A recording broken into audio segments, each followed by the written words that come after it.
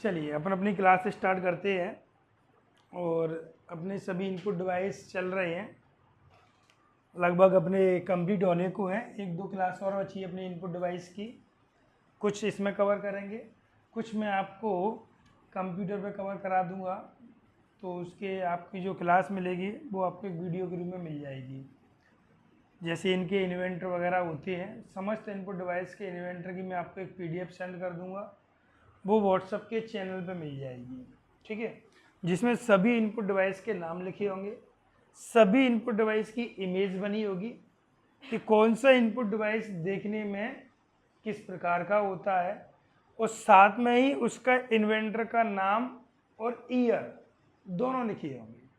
क्योंकि इसमें अपन ने कवर किए हैं, कुछ नहीं किए हैं, क्योंकि अक्सर अपन को लगता है क्वेश्चन आते नहीं हैं, तो वो क्वेश्चन अपन ने कवर नहीं किए। क्योंकि ऐसे तो आलतू फालतू तो बहुत है, पढ़ने के लिए पढ़ते रहो, अपने पास टाइम कम है और अपन फालतू चीज़ों में टाइम बर्बाद करने से अच्छा है जो चीज़ अक्सर एग्जाम में आती है, जो कंपटीशन में पूछा जाता है, अपन उन्हीं पे फोकस करेंगे तो सही रहेगा। क्लियर। चलिए, तो अपना स्कैनर चल रहा है और इनपुट डिवाइस की अपनी कौन सी क्लास है, ये 9। इनपुट डिवाइस की जो क्लास है अपनी वो 9 नंबर की है। पिछली क्लास अगर आपने देखी नहीं हो तो प्रत्येक क्लास के नीचे डिस्क्रिप्शन में सभी की लिंक दी हुई है, आप उनको एक एक से देख सकते हो। विधवक अपने शुरू से स्टार्ट किया है और एंडिंग तक चलते जा रहे हैं। तो आज अपन सीखने वाले हैं BCR, OMR, बायोमेट्रिक्स और SRS, सॉरी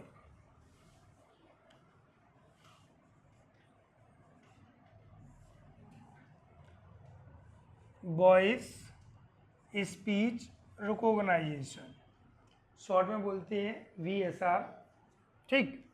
चलिए, अब अपन इसमें से स्टार्ट करते हैं। पहला BCR, ये सभी स्कैनर होते हैं, ये वॉइस को स्कैन करके टाइप करता है, ये बॉडी को, और ये OMR नहीं है, सॉरी QR है, OMR तो अपना हो चुका है, ठीक है। तो इसमें से पहला है अपना BCR, इसको बोलते हैं अपन bar code reader, bar code reader, ठीक। ये जो BCR है ना, इसका एक नाम और होता है जो अक्सर इसी नाम से भी पूछा जाता है एग्जाम में, OBR। फुल फॉर्म सेम है, बस O की फुल फॉर्म आगे जुड़ जाती है, जिसका अर्थ क्या होता है, ऑप्टिकल बारकोड रीडर। क्या जुड़ जाता है, ऑप्टिकल बारकोड रीडर। ऑप्टिकल इसलिए आया क्योंकि आपको स्टार्टिंग में भी समझाया गया कि मोस्टली जितने भी स्कैनर थे उसमें ऑप्टिकल का यूज हो रहा था, लेज़र का यूज हो रहा था। तो यहाँ पर ऑप्टिकल का मतलब प्रकाश निकल के आया था, पिछले भी अपने सीखा था, और प्रकाश को अपने किससे किया था, लेज़र से। तो जितने भी स्कैनर होते हैं, जो स्कैनर लेज़र के माध्यम से स्कैनिंग करने का कार्य करते हैं, उन्हें अपने ऑप्टिकल स्कैनर भी कह सकते हैं। तो इसे ऑप्टिकल बारकोड स्कैनर भी कहते हैं, जो कि एक रीडर होता है। कैसा होता है, रीडर।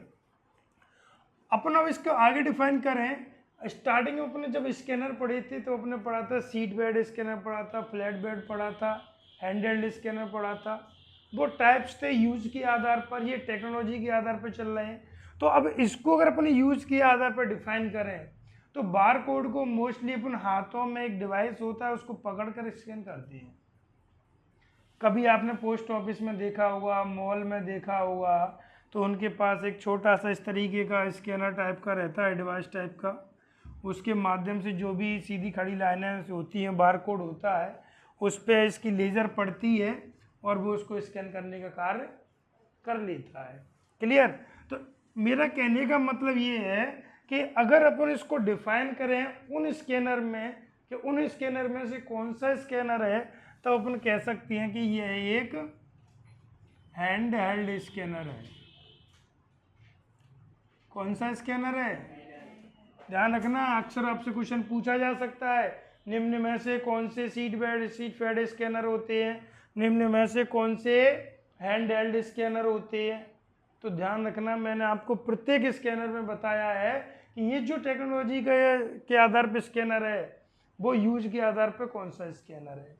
तो इसे अपन अपने हाथों में पकड़ के स्कैन करते हैं, इसलिए इस स्कैनर को हैंड हेल्ड स्कैनर कहते हैं। क्लियर?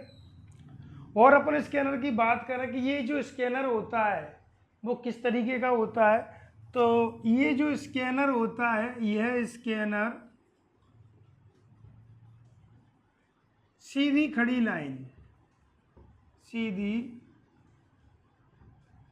लाइन अपन कह सकते हैं, वर्टिकल लाइनें होती हैं जो इस तरीके से होती हैं। किसी भी आपने प्रोडक्ट के, किताब के, सामान के पीछे छपी हुई देखी होंगी आपने, ये बारकोड होता है। किसके ऊपर होता है? काली लाइनों के बीचों को सफ़ेद सी जगह छूटी रहती है, इसलिए अपन बोलते हैं काली सफ़ेद लाइनों के रूप में होता है। किसी भी सामान के, वस्तु के, ऑब्जेक्ट के पीछे छपा हुआ होता है। क्लियर? अब ध्यान रखना, बारकोड में, किसमें? बारकोड में कोडों की संख्या, कोड्स की संख्या कितनी होती है? 13 होती है। कभी काउंट करना, जो भी कोड होता है ना, बार कोड होता है जो सीधी खड़ी लाइनों के रूप में है, किसी भी किताब को उठा के देखना, दवाई को उठा के देखना, जिसके पीछे छपा होगा उसमें नीचे कुछ डिजिट लिखे होंगे। क्या लिखे होंगे? कुछ डिजिट लिखे होंगे, और इन डिजिटों को आप काउंट करना, तो मोस्टली अधिकतर ये कितने निकलेंगे? ये 13 निकलेंगे। Clear?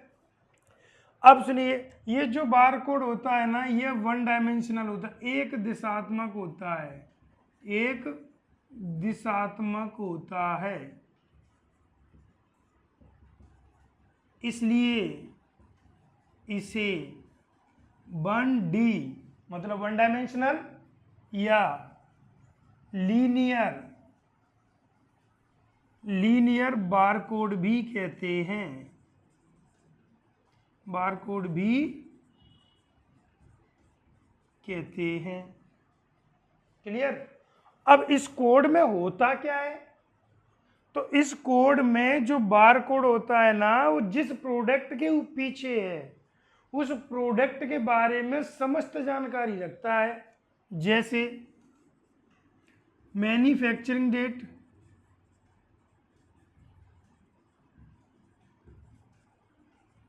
Expiry date, price, serial number,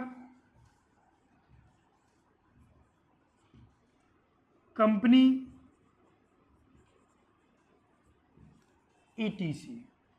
इससे संबंधित यह जानकारी रखता है कि इस प्रोडक्ट की मैन्युफैक्चरिंग डेट क्या है, एक्सपायरी डेट क्या है, प्राइस क्या है, प्रोडक्ट का सीरियल नंबर क्या है, कंपनी नेम क्या है, और इसमें किस प्रकार के डेटा को मिलाकर बनाया गया है। मतलब किस प्रकार का जो अपन कह सकते हैं मैन्युफैक्चरिंग डेटा होता है, जिसके माध्यम से बनाया गया है, वो अपनी प्राकृतिक के लिए हानिकारक है कि नहीं, इको फ्रेंडली है कि नहीं, इस प्रकार की समस्त जानकारी इसमें रहती है।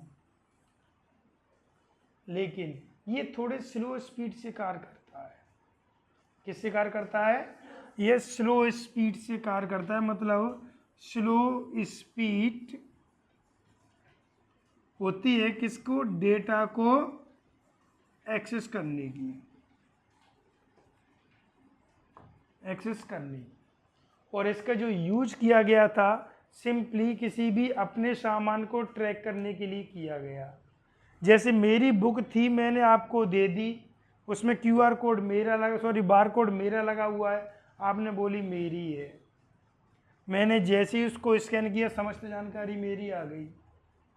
तो एक तरीके से इस डेटा को सिक्योर भी करने के लिए, सिक्योरिटी प्रदान करने के लिए, या अपने डेटा को फ्रॉड से बचाने के लिए बार कोड का यूज किया जाता है। ये जो कोड होता है ना, वो होता है आपका यूपीसी कोड होता है। क्या होता है? UPC code. यूपीसी का फुल फॉर्म होता है यूनिवर्सल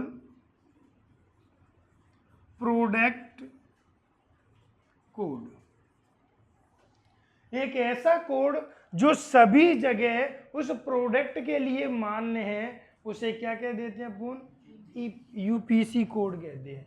ये जो कोड होता है ना, इस कोड के माध्यम से इस प्रोडक्ट की पहचान यूनिवर्सल होती है।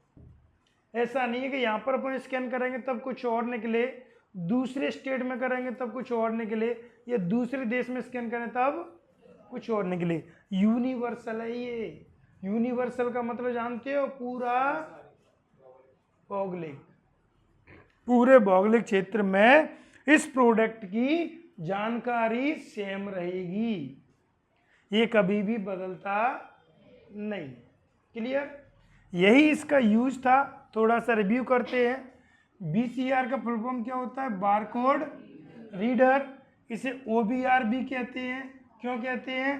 क्योंकि इसमें लेजर का प्रयोग किया जाता है, ऑप्टिकल का प्रयोग किया जाता है, इसलिए इसे ऑप्टिकल बारकोड रीडर भी कहते हैं। इसे हैंडहेल्ड स्कैनर की कैटेगरीज में रखा गया है, क्योंकि जब अपन इसे यूज करते हैं तब इसके जो स्कैनर होता है उसे अपन हाथों में पकड़ कर स्कैन करते हैं। और ये जो स्कैनर होता है वो सीधी खड़ी लाइनों वाले बार कोड को स्कैन करने के लिए यूज किया जाता है। यहाँ पर 2 पॉइंट विशेष का ध्यान रखना। एक बार कोड होता है, एक बार कोड स्कैनर होता है।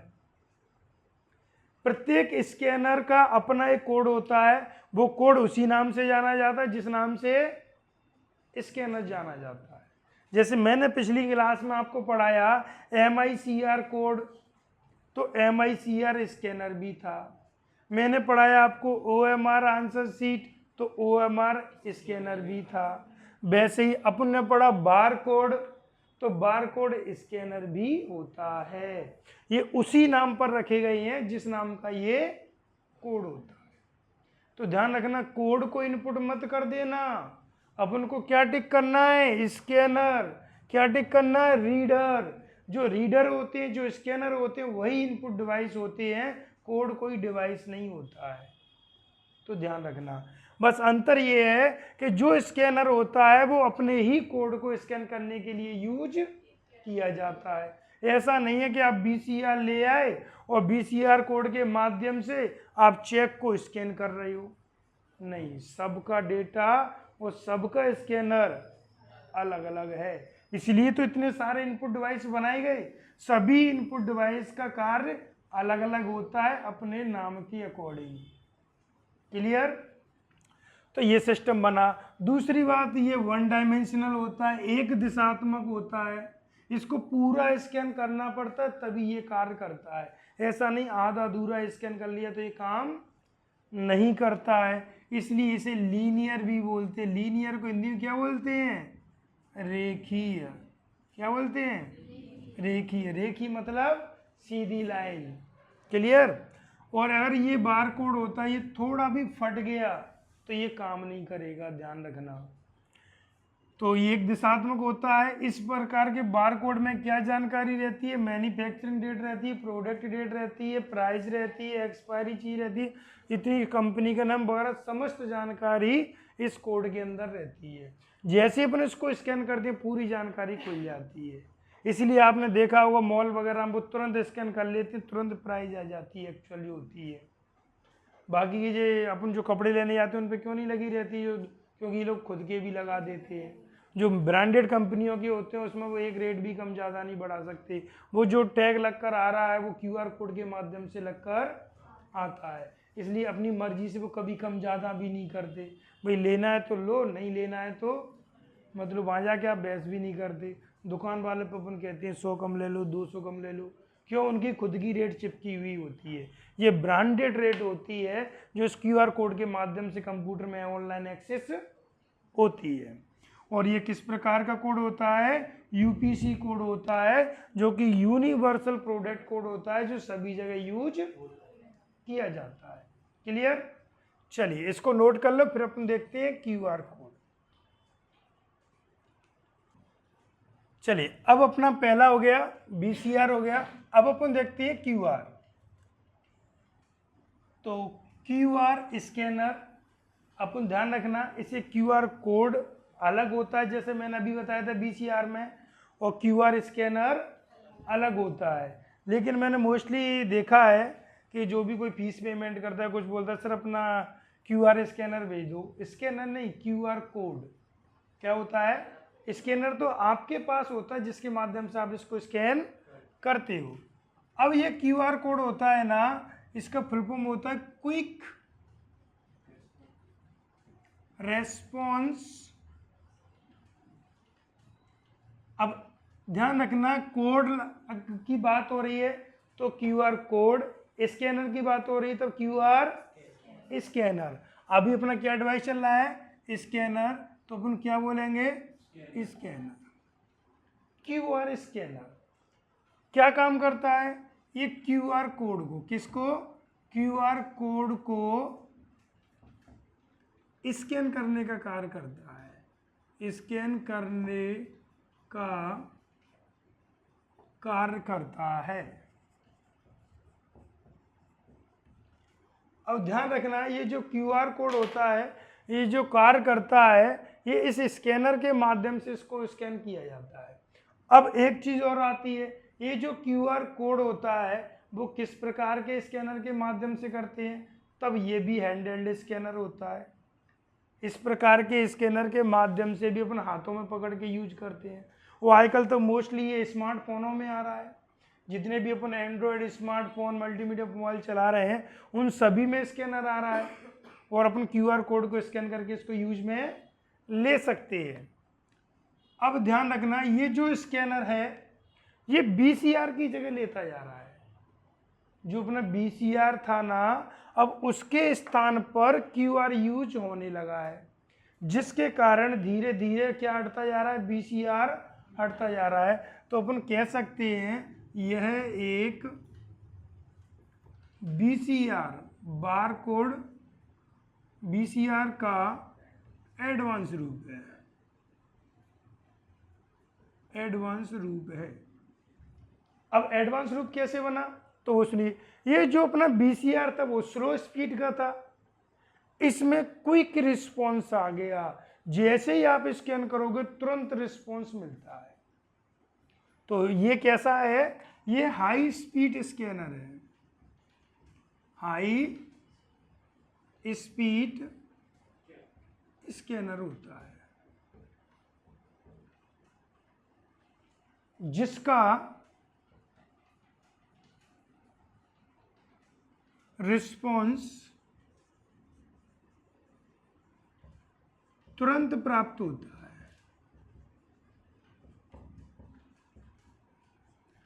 तुरंत प्राप्त होता है, जैसे ही आपने स्कैन किया तुरंत आपको मिल जाएगा प्लेटफॉर्म। मतलब ये आपको तुरंत जोड़ने का कार्य करता है। क्लियर? अब सुनिए, ये हैंडहेल्ड स्कैनर है। कौन सा स्कैनर है? हैंडहेल्ड स्कैनर है, जिसे स्मार्टफोन या क्यूआर स्कैनर डिवाइस के माध्यम से यूज किया जाता है।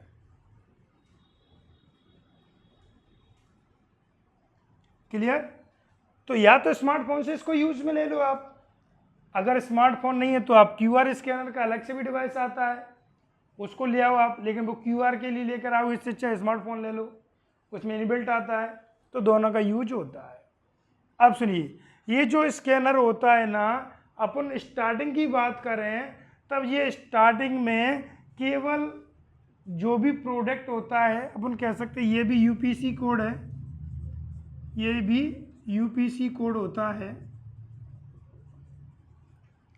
क्योंकि ये यूनिवर्सल प्रोडक्ट कोड है, ये भी सभी जगह मान्य है, BCR का एडवांस रूप है।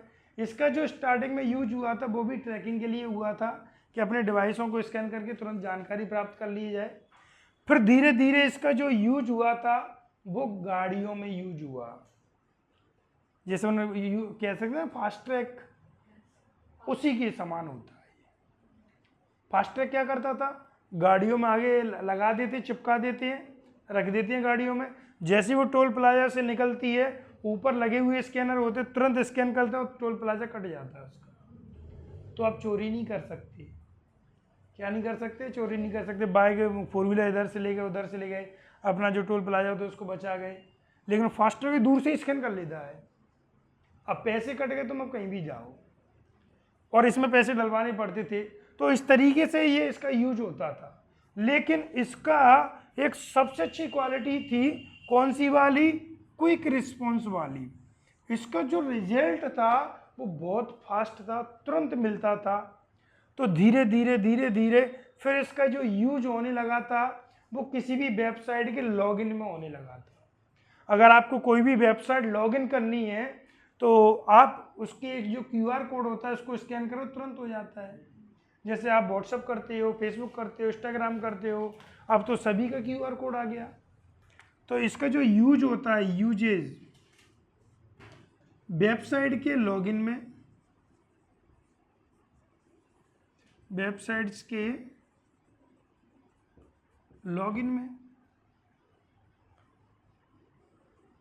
पेमेंट के लिए भी यूज होता है।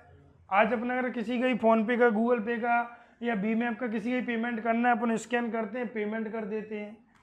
पेमेंट के लिए, पेमेंट के लिए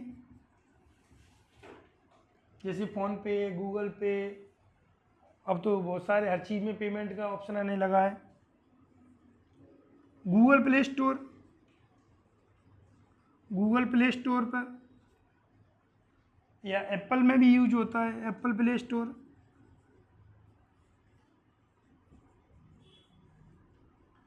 या पर्सनल जानकारी के लिए भी यूज होता है, पर्सनल इंफॉर्मेशन, जैसे गूगल ड्राइव।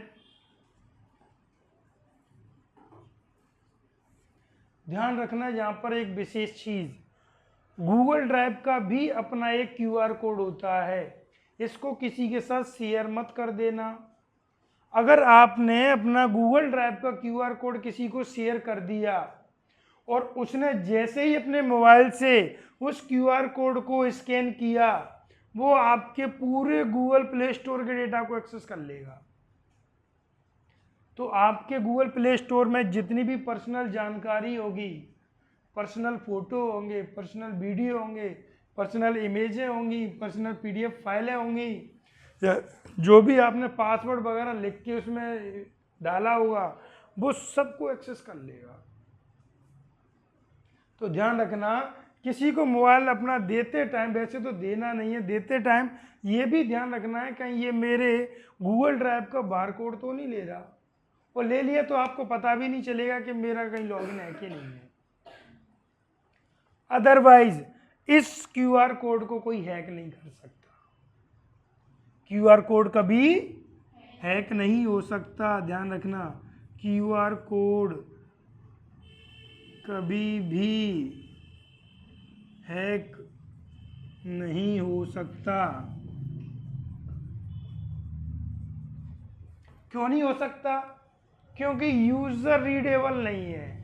अब मैंने QR कोड चिपका दिया, तुम उसको रीड नहीं कर सकते।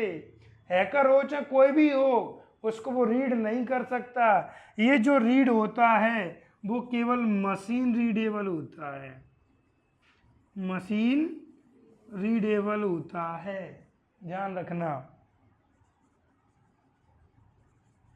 और हम जो हैक करते हैं, जिसे हम पढ़ सकते हैं उसे हम हैक कर सकते हैं, जिसे हम जानकारी ले सकते हैं कर सकते हैं, लेकिन ये मशीन रीडेबल होता है।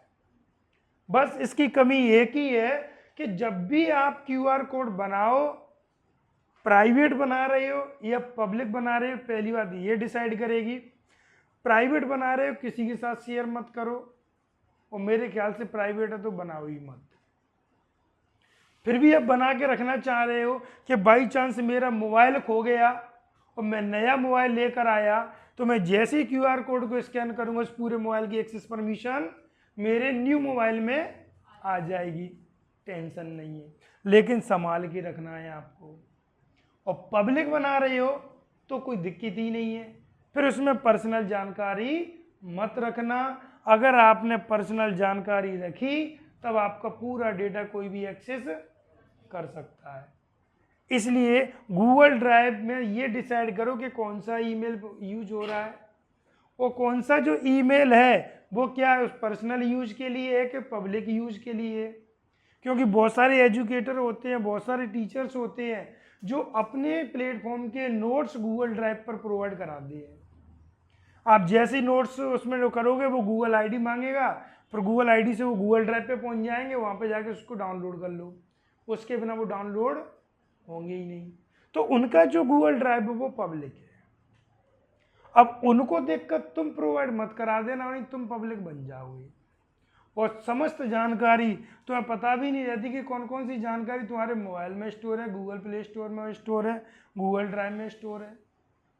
तो ये विशेषकर ध्यान रखना है। वैसे ये हैक होता नहीं है, क्लियर है, वैसे कभी भी हैक होता नहीं है, लेकिन अगर तुम अपनी परमिशन से करोगे तो ये हो जाएगा, क्लियर। अब सुनिए, ये जो क्यूआर कोड होता है, क्यूआर कोड होता है, अपन कोड की बात करें तो ये जो कोड होता है एक इस तरीके का कोड आता है, 3 कॉर्नर पे एक स्क्वायर बॉक्स से बने रहते हैं, आपने देखा होगा, और बीच में इस तरीके से लाइनें रहती हैं।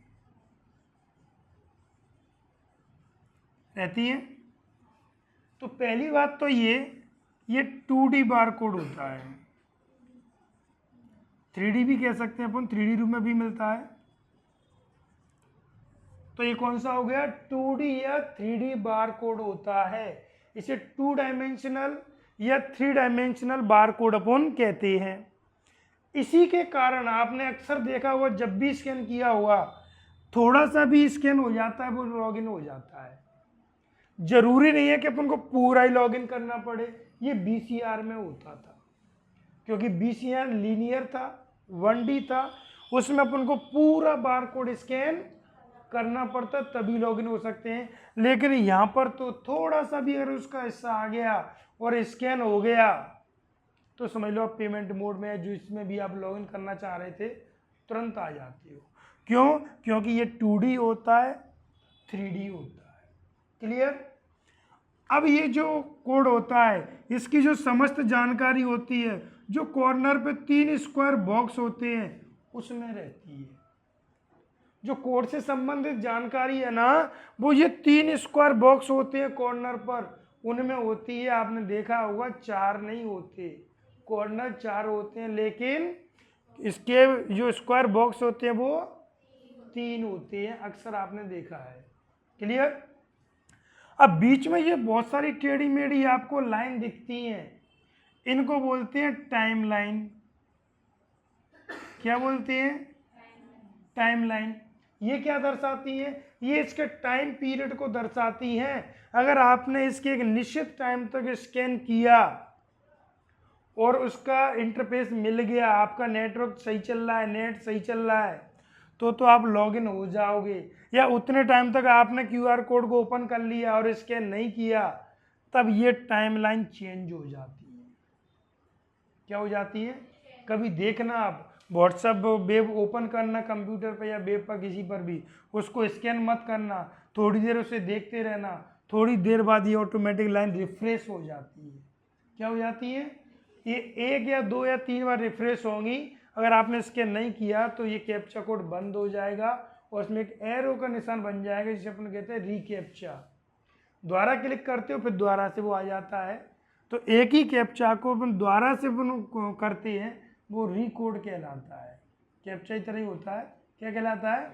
रीकोड कहलाता है। मतलब ये रिफ्रेश हो जाता है। ये जो टाइम लाइनें होती हैं, ये इसकी लॉगिन समय होता है, लॉगिन टाइम होता है, जो ये दर्शाता है कि इतने टाइम के अंदर आप इससे जुड़ चुके हो। क्लियर? ठीक, अब ये 2D 3D हो गया। अब सुनिए, ये जो होता है वो एक इमेज के रूप में होता है। किसके रूप में होता है?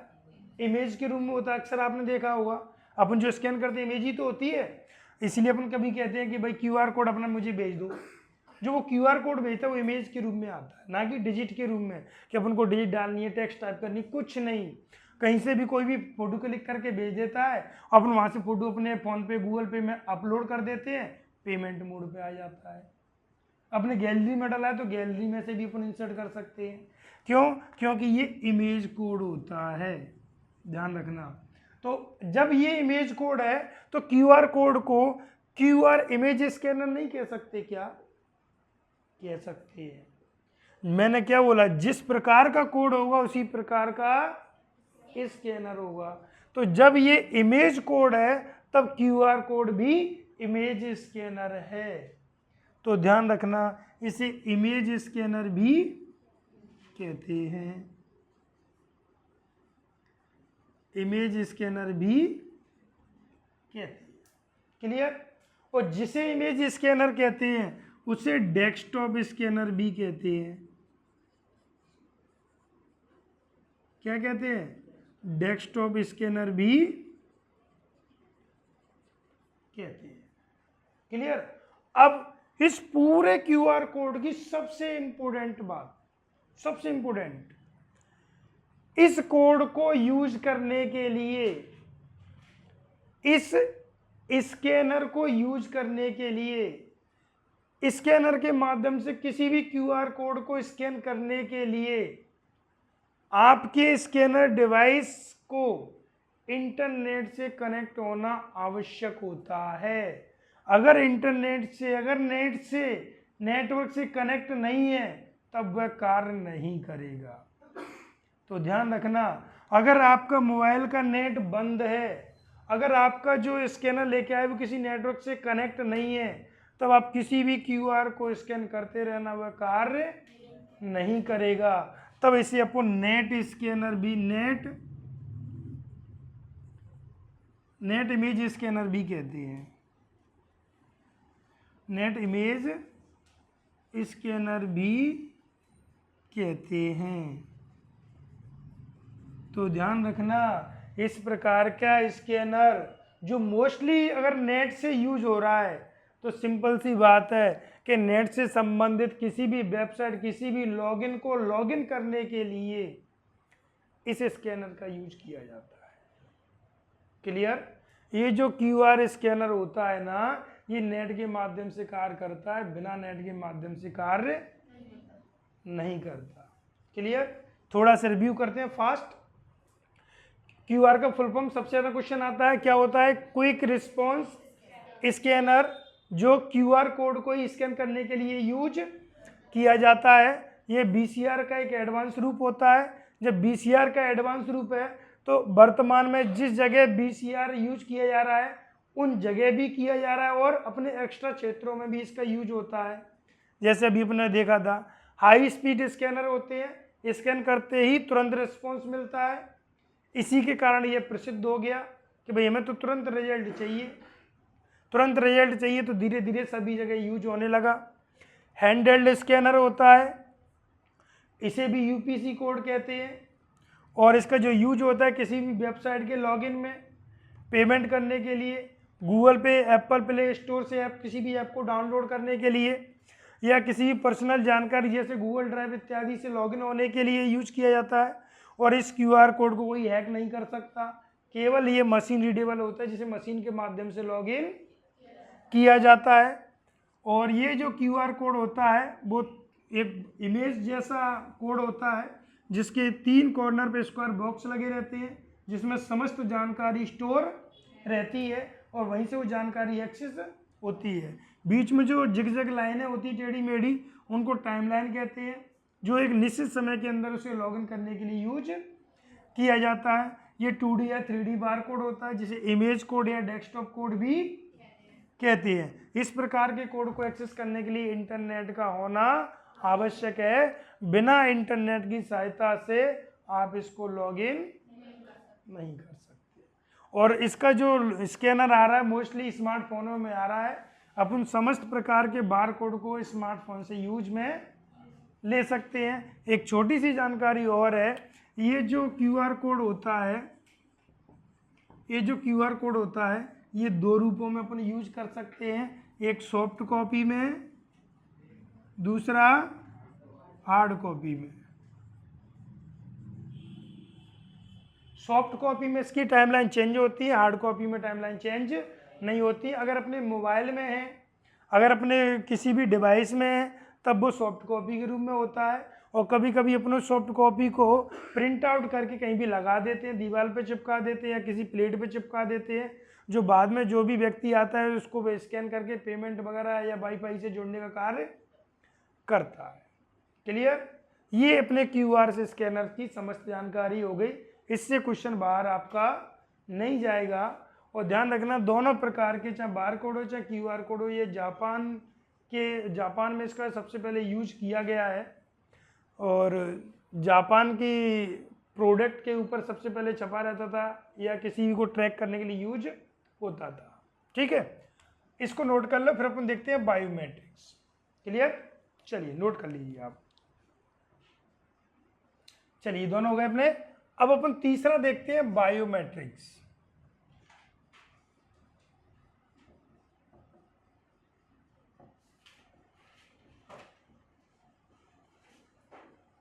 बायोमेट्रिक्स, बायो मतलब होता है जो चीज़ फिजिकली होती है उनको स्कैन करने के लिए होता है। क्लियर?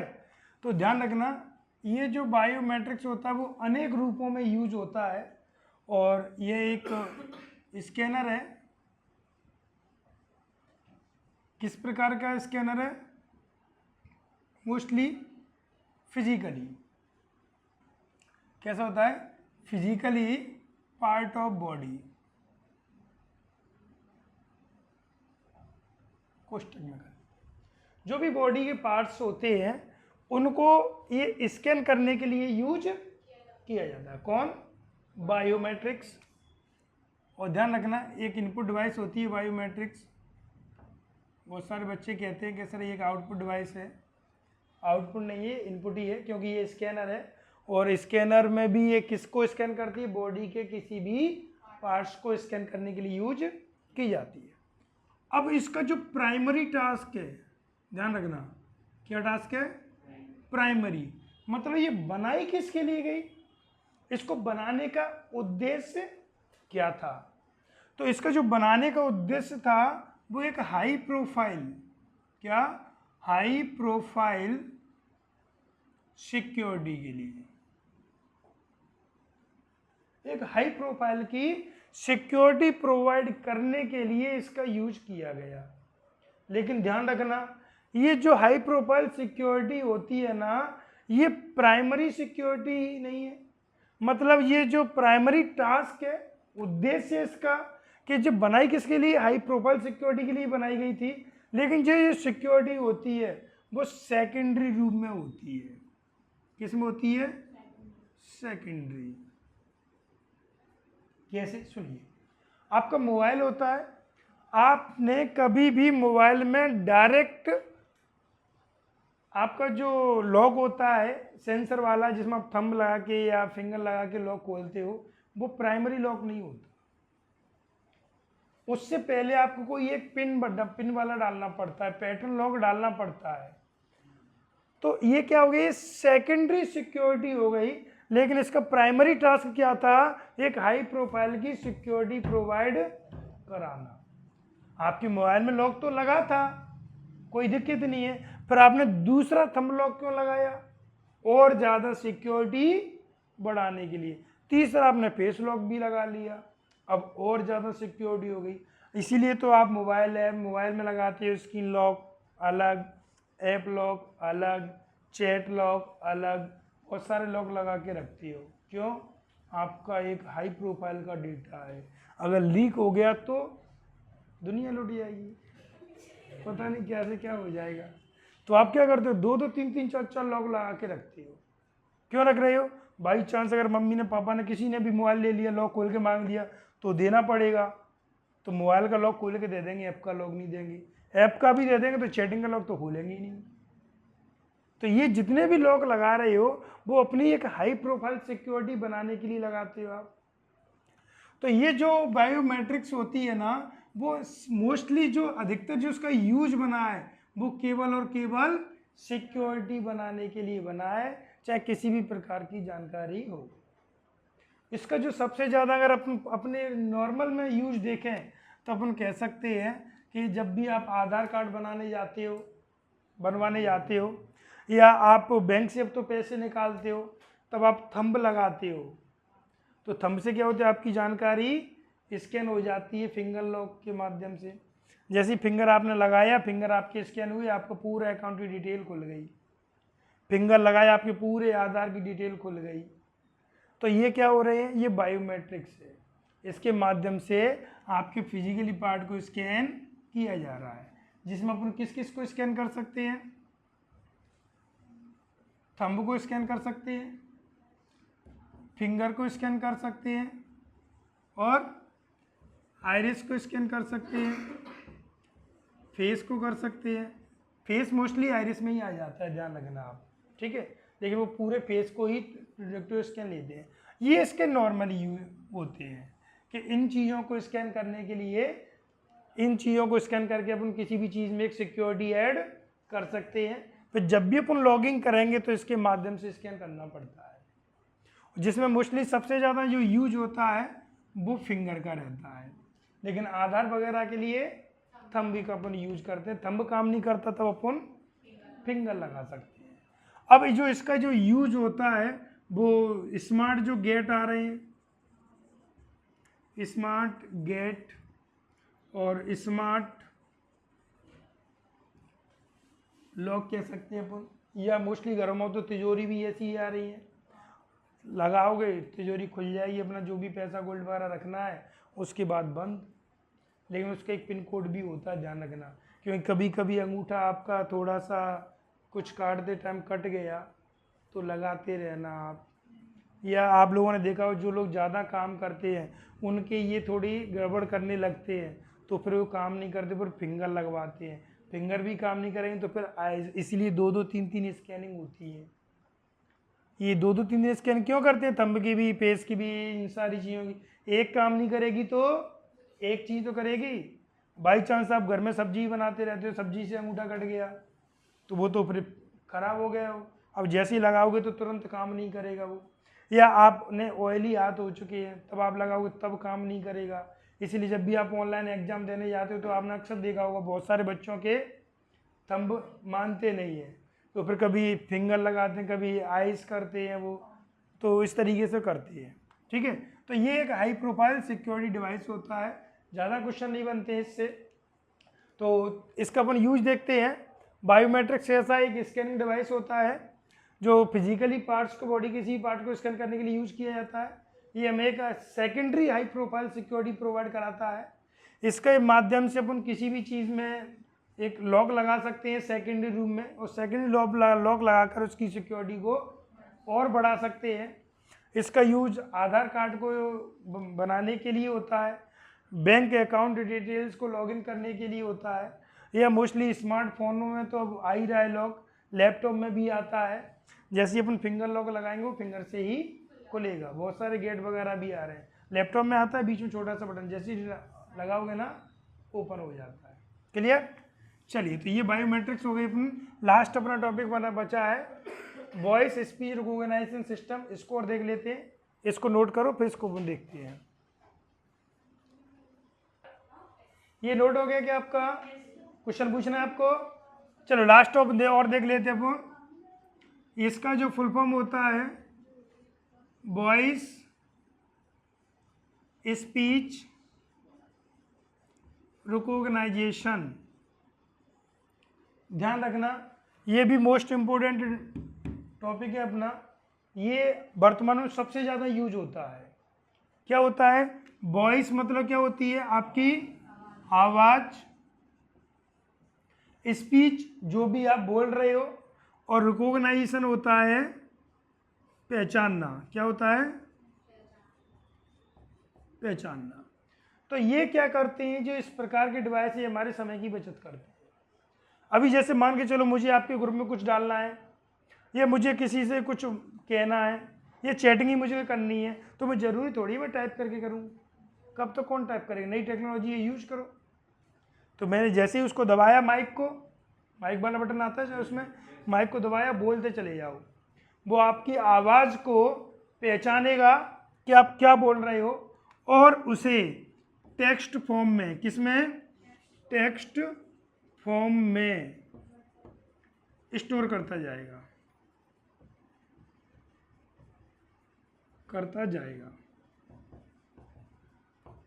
जिससे क्या होगा, आप कम समय में ज़्यादा लिख सकते हो। अब तो ये बहुत हाई एडवांस वाले आ गए हैं। पहले अपन बोलते थे तो अभी अपनी आवाज़ को कभी पहचान नहीं पाता था।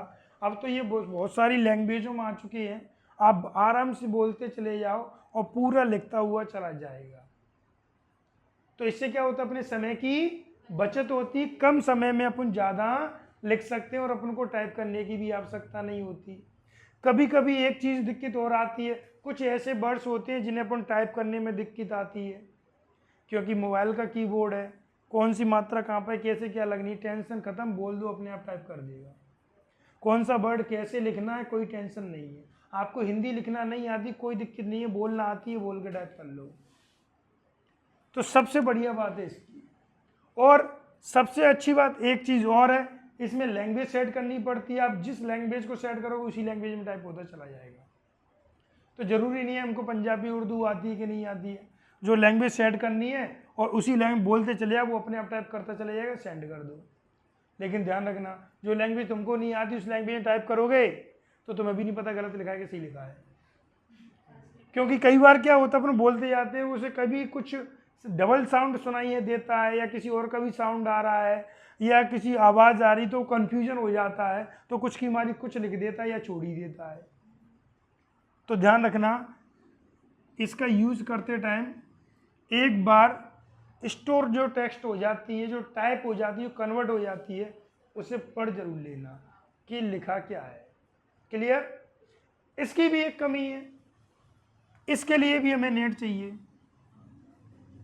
ध्यान रखना, इसके लिए भी हमें नेट कनेक्शन चाहिए। ये नेट कनेक्शन मतलब बिना इंटरनेट के ये भी नहीं टाइप करेगा। इसके लिए भी हमारे मोबाइल में, स्मार्टफोन में, कंप्यूटर में क्या चाहिए? नेट कनेक्शन होना चाहिए। मोस्टली लैपटॉप में हमने चालू कर लिया, हमें पेपर टाइप करना है, कौन टाइप करें, हम बोलते चले जा रहे हैं, नोट्स और टाइप होते चले जा रहे हैं। बाद में सुधार कर लिया, कौन टाइपिंग करे?